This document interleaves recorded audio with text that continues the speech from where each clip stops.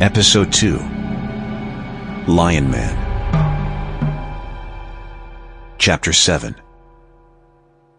27,000 BC, the Swabian Alps. The hunters moved cautiously amidst the tall grass. From her observation point on a high rock, Ma could see the 4 men circling the wounded mammoth. Short figures with strong, stocky limbs clutching their yew spears. In summer they hunted virtually naked, their skin covered in mud as camouflage to fool the mammoths. The grass came up to their chests, and they had only to duck down slightly to become invisible. They matched their movements to the swaying of the grass, wafted to and fro by the wind, like waves on the great water. Ma could still remember the great water, which she and her tribe had reached many summers ago. She could remember the taste of it, the vast enticing immensity of it, drawing the eye. Its voice, the seductive feeling it aroused in her breast, calling her to follow it, out into the great swirling blue, to vanish forever. Just as her son had vanished when the great water took him. But that was long ago. So long that in the meantime all her sons and daughters had since died, as had all the others of her tribe. Ma had joined another tribe, and others after that.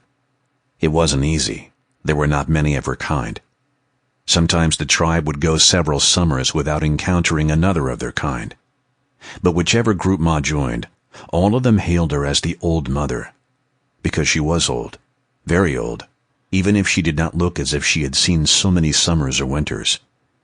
Yet just 3 summers ago she had given birth to new life, a daughter, who she knew would die before her, just as all the others had.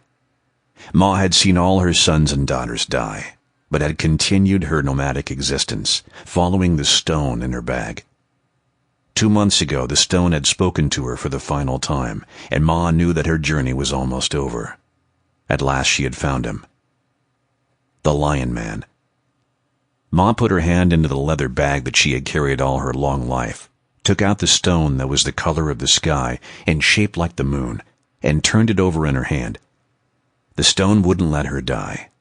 It was smooth, flat, and felt lost and fragile in the palm of her big hand.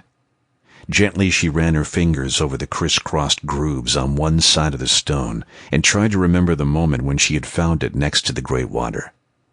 Now she hadn't found the stone. The stone had found her. It had called out to her. And when Ma picked it up, it had spoken to her and told her to find the Lion Man. Now he was close by. In the distance something moved. Ma screwed up her eye. Sample complete. Ready to continue?